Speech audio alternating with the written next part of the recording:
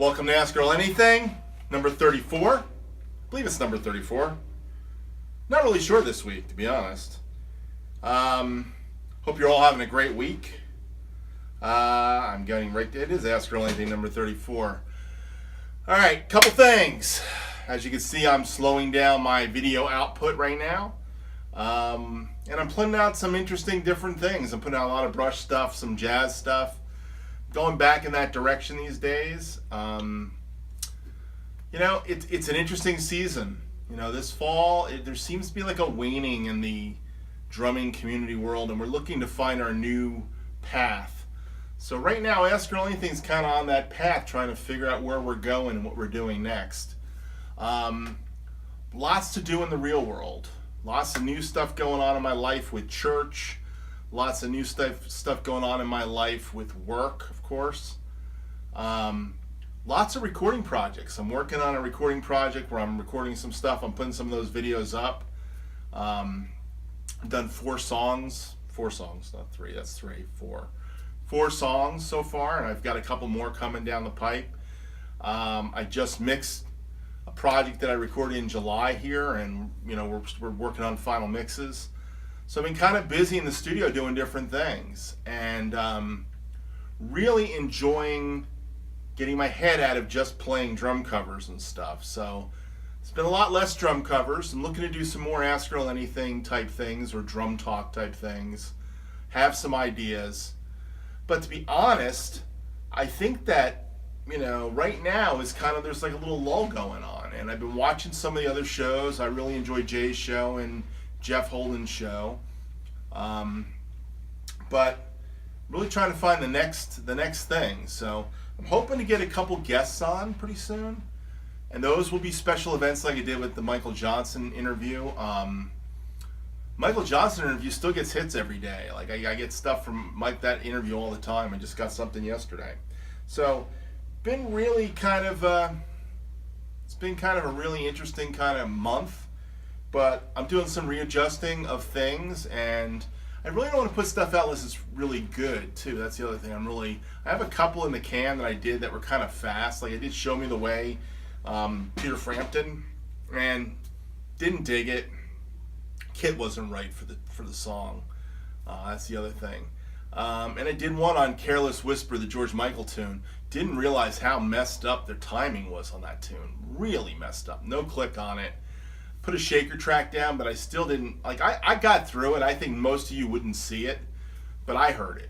There's a couple things that just bug me, so kind of I'm tossing that to the wind. Still got guys doing the Toto thing. I've had 2112 Drums done something. Raymond Schmore did one on it. I think there may be one more. I'm waiting for some more on the oh yeah, Ronnie did it. Drum On. He did Africa. So I got 3 people who have done the Africa cover. Hoping more will do it. So that's cool. So that's still out there for you guys. Yeah,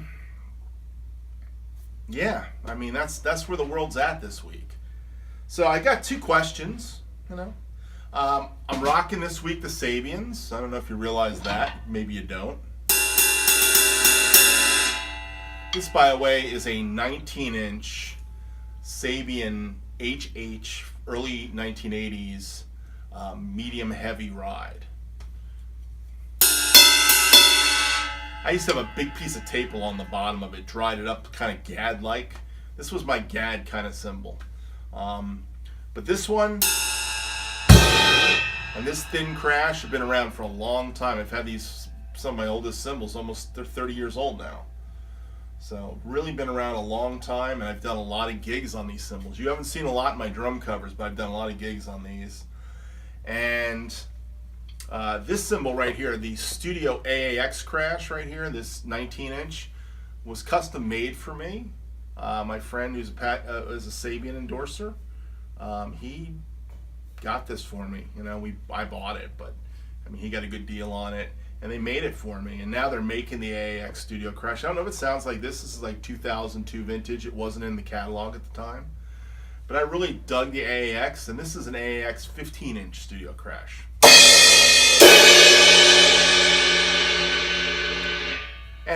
smaller cymbals are coming back. I've been really rocking my 16-inch Pi-ST thin crash, and this AAX Studio crash. I mean, when I did my wife's album, this was on a lot of the album. You know, the smaller crashes were kind of cutting through, kind of worked. You know, this thin crash, the 17 thin, been around a long time. But yeah, I'm rocking some Sabians. I'm hoping to do some covers with the Sabians too. So anyhow, looking at doing some different things. You know, I'm also hoping to bring the Cropes in. But yeah, I'm just in that kind of mood. Need a little change. Need to put a little change on things. So I rocked the Sabians this week. This one is my 18-inch. This is a crash ride, by the way. A lot of guys asked that question. That was a question last week. It was about crash ride cymbals. This is a beautiful crash ride. This is my second one of these I've owned in my life. This is a HH Sound Control crash ride 18-inch. My friend Pat O'Donnell has my original of this. It went with the... They all went together. That was the first set I bought. Was these three cymbals together of Sabians. And this one fits just like the other one did too. It's very much in the same family. So anyhow, it's my little Sabian thing. So I got two questions this week.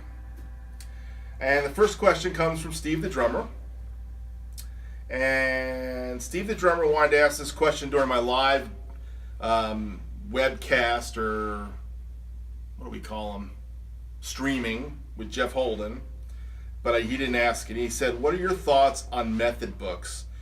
Did you use them to learn to play, and do you use them to teach now? And what are your favorites? That's a really good question. My favorite books are Syncopation and Stick Control and the Realistic Rock book and Advanced Techniques for the Modern Drummers. Those are the four main books. And if I was teaching a classical student, I would probably start them in the Podemsky book, and then I would bring them into the Cerrone, Anthony J. Cerrone book, Portraits and Rhythms, which I studied in college. Now, I don't consider myself that great a player anymore, but every once in a while I'll try to pull that out a little bit. I'm not a big book guy these days, but if I'm playing with books, it's usually I'll pull out the Syncopation book and try to determine some ways to use that book in my teaching. And I have come up with all kinds of different things you can do with the Syncopation book. I have this guy I'm teaching, his name is Christian, he's kind of really a metal drummer, he plays double kick.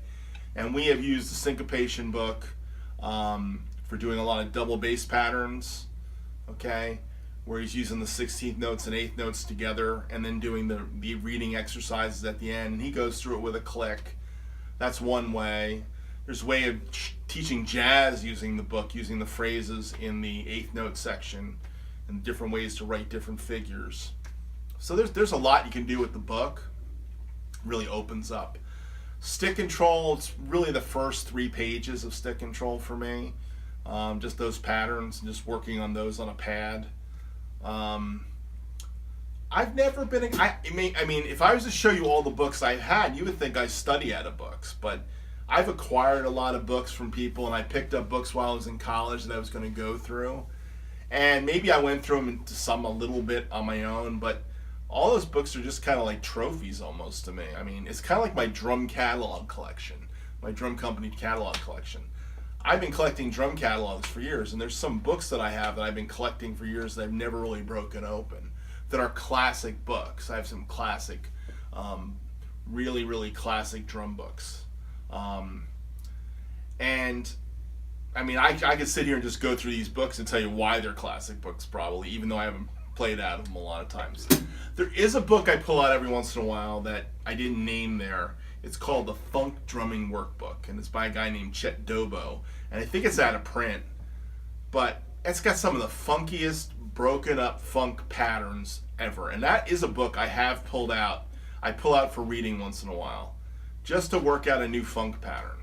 So it's kind of, it's not the Garibaldi thing. I have the Garibaldi book, Future Sounds. I bought that years ago, and I've sat there a couple times with the first page or second page of it and tried to work out some of his patterns.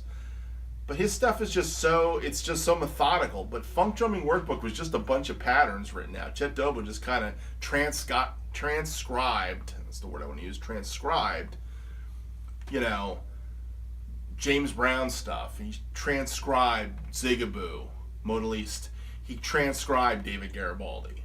And then he kind of took it to another level and he wrote some more stuff on it. So if you really want to see a funky book about funk drumming, the Funk Drummer's Workbook is one of those books. So I have worked out of that book a bit. But yeah, I mean, when I'm teaching rock drums, it's realistic rock. And why? Because I know the book. I mean, I have the Drummer's Cookbook. And I can play the patterns in the Drummer's Cookbook. And there's probably about 5 or 6 other rock books I could use that have the same patterns. But there's something about the Carmen Appice realistic rock book that brings me back to my childhood.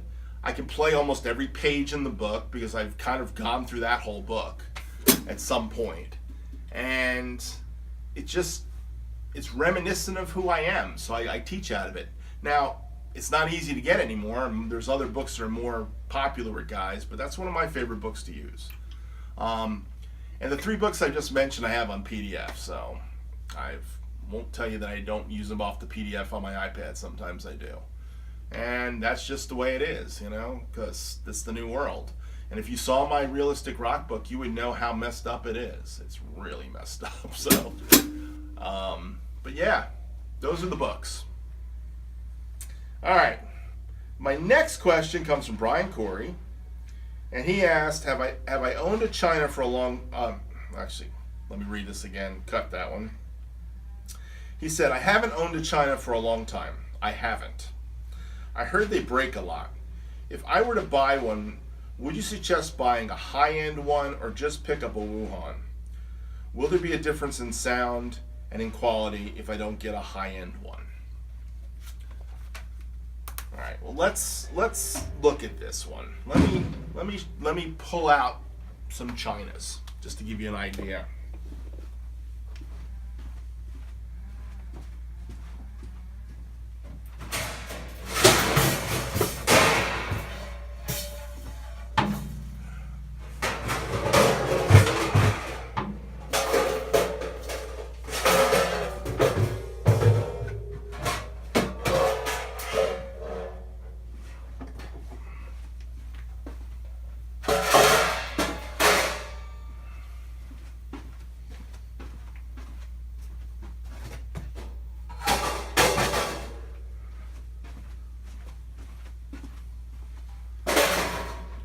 Okay, Brian. So let's talk about China cymbals. I think China cymbals have to be of a decent quality. And let me tell you why. Because Wuhans, you will crack Wuhans. The only Chinas I've ever cracked have been Wuhans, to be honest. I have personally cracked one of them. I have 3, actually 2 of them I've cracked. Matter of fact, let me see if that's available, just to show you how bad that is.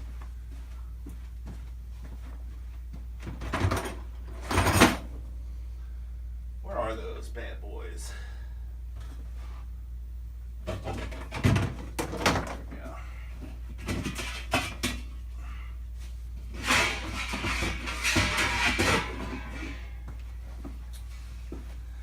Okay. So let's talk about Chinas. Now, the only Chinas I have ever cracked have been Wuhan Chinas. I had a 16-inch Wuhan a long time ago. I don't have it anymore. And where these Chinas crack is right usually on the bend. This one, I believe, one of my son's friends cracked, to be honest. I bought this when I was in Coral Springs. And then a friend of mine, Scott Hazen, gave me this little Wuhan China that he had.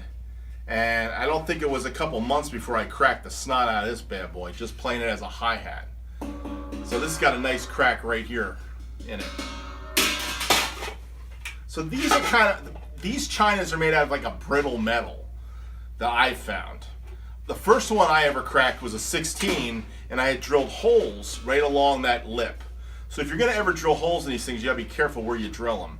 And I hit it on the side. I used to play them upside down, And I remember the gig I played. I was playing with my friend Pat's band, a band called Boulevard East.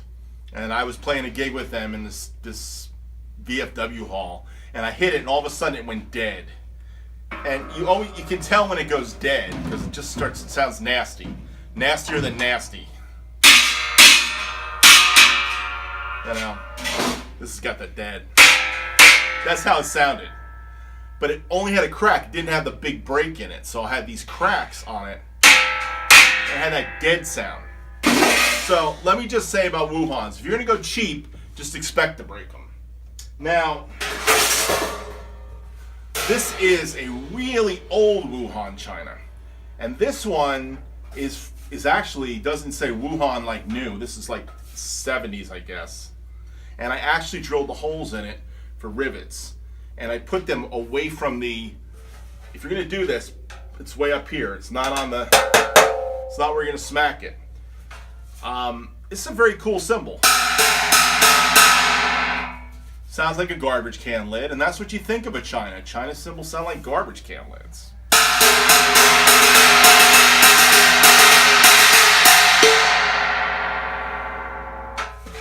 It actually sounds pretty cool when you put a few rivets in it. But it doesn't get a lot of use because I like pretty chinas. So these fall into that non-pretty china mode, okay? Now this is my current Paiste that I've been playing a lot of.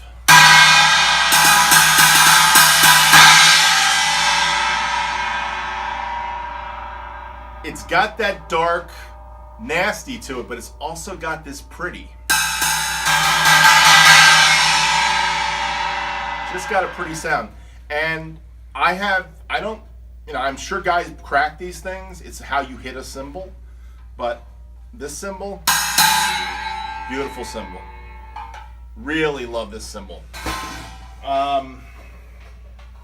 Now, these are a couple that my son-in-law has. This is a ZBT. I've never really played this thing.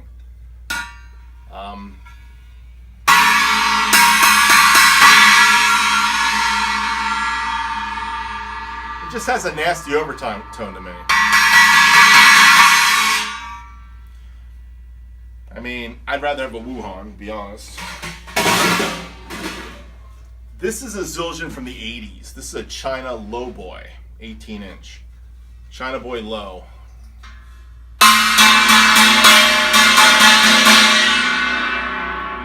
Again, really nasty. Dark and nasty.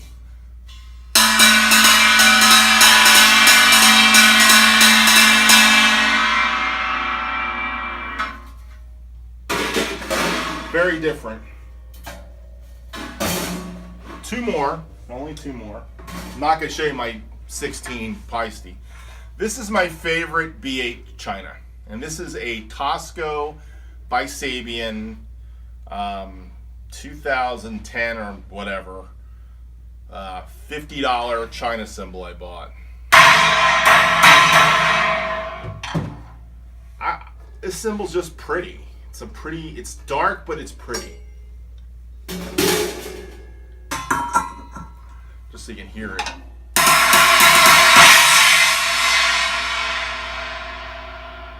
It doesn't have that nasty overtone, you know? It's different than this one. This is another 18. This is the Zildjian again.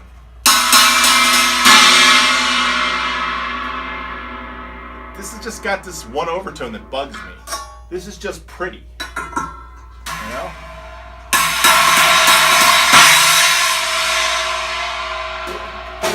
I don't know. And it's kind of reminiscent of the Paiste. This is the Paiste.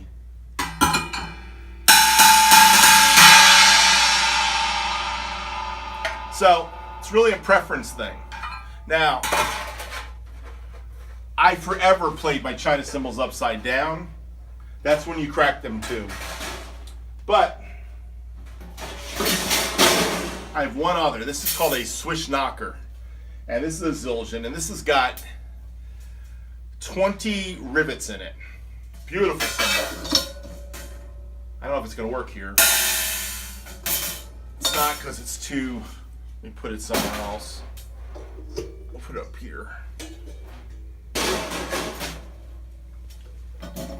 Just to give you a taste of the swish knocker. go away over here.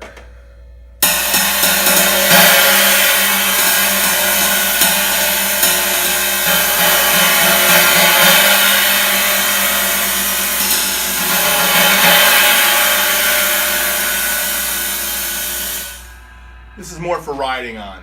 You want to ride on this cymbal. So, but very cool cymbal. A lot of big band drummers use these cymbals. Mel Lewis used to use one of these. Peter Erskine today still uses one of these.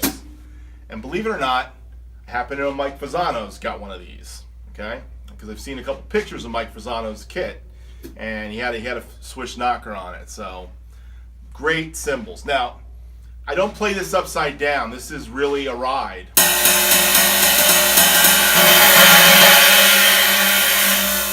It just roars. So I would say to you, buy a good one. Mount it in a way where you're not going to crack it. Okay, and the way you do that, okay, is when you mount it upside down, you want to hit your cymbal with a glancing blow. So I'll put it on this way for now. I don't like that, but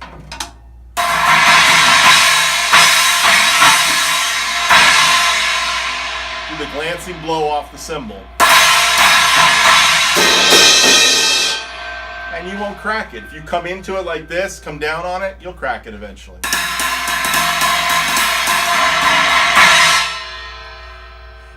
The reason why guys crack cymbals is they play through them. If you play through a cymbal, you will eventually crack the cymbal. Now, I do it every once in a while for a dramatic effect, and that's where most guys crack their cymbals. It's when they're going through the cymbal. But if you watch me play cymbals on any of my videos, when I'm trying to play sensitively, I don't hit that way. I kind of hit with a glancing blow. I roll off of it, off the edge, and I'm very careful not to play through it. And I actually don't hit very hard sometimes, and you still get a nice sound out of it. So yeah, I would say buy a pretty cymbal. Now, the one other thing, one other word about China cymbals that I've noticed is you see this bow here on this cymbal? It's got a big bow on it, this China. This is actually a swish cymbal, probably, technically. I always look for something with a really big arc to it. So my favorites all have that, I believe. So here's my Paiste again. Paiste's got the arc. Not as deep as that one, but it's got a little bit of an arc. Here's the one I didn't dig too much. This is the Zildjian. Where's the Zildjian? Where did the Zildjian end up? See, look at the Zildjian. The Zildjian's got a real short bow. This is why I think it's got the nasty overtone, is the short bow. Same with this one, I think. Actually, this one's got more of a bow to it than that Zildjian does. This is actually, I just think it's B8, and Zildjian doesn't do B8 very well. ZBT might not even be B8, it could be that B12 stuff they got going on. So anyhow, that's my China cymbal stuff.